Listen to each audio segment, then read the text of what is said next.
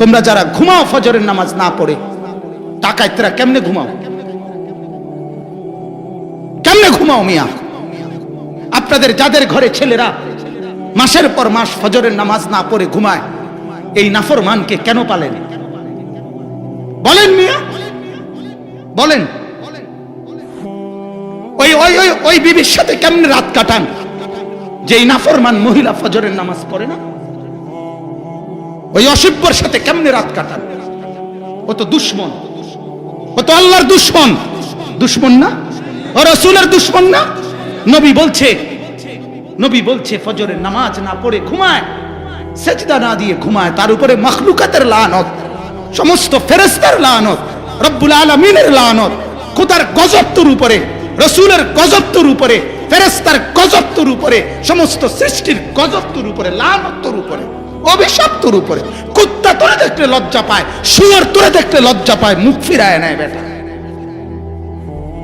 মুসলমান কলিজার মধ্যে যদি বলেন হুজুর এত শক্ত করে বললেন কেন, গায়ে লাগবে। আরে বেটা তোর আড্ডিত লাগো, আমি এটা চাই। আমার কলিজার ব্যথা হইলো গায়ে লাগবে না, শুধু আড্ডিতে লাগুক। আড্ডির ভিতরে যদি লাগে তাইলেও ভালো। কেন মুসলমান হয়ে নামাজ পড়ি না? কেন আল্লাহর কোরআন পড়ি না? কেন?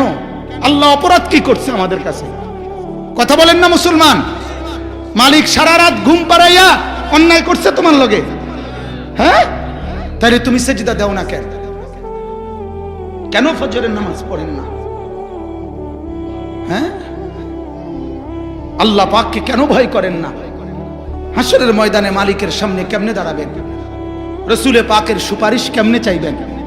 আল্লাহর কসম বাবা, রাসূলুল্লাহ সাল্লাল্লাহু আলাইহি সাল্লাম তারিখের কিতাবে আছে, সর্বশেষ সোমবার দিন রবিউল আউয়াল মাসে নবী পাক সাল্লাল্লাহু আলাইহি সাল্লাম ইন্তেকাল করছিলেন। সর্বশেষ নবীজি ইন্তেকালের পূর্বে ফজরের নামাজ নবীজি মসজিদে যাইতে পারে নাই অসুস্থতার কারণে। শেষ দিকে হযরত আবু বকর সিদ্দিক মসজিদে নববীতে ইমামতি করছিলেন 23 ওয়াক্ত নামাজ।